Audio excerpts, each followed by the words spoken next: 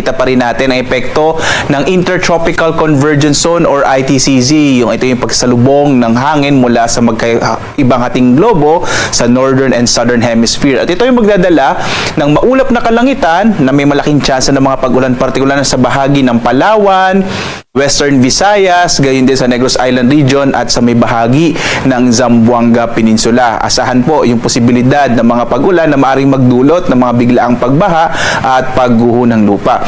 Sa lalabing bahagi ng ating bansa, lalong-lalo na sa Luzon, makikita ho natin walang masyadong kaulapan sa epekto pa rin ng easterlies o yung hangin nagmumula sa karagatang Pasipiko.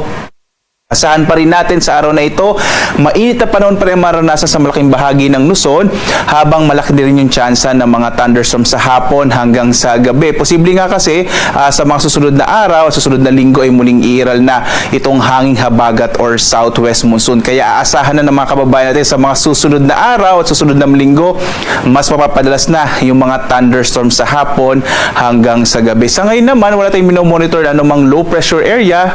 Malit yung tsansa magkaroon tayo ng bagyo sa mga susunod na araw.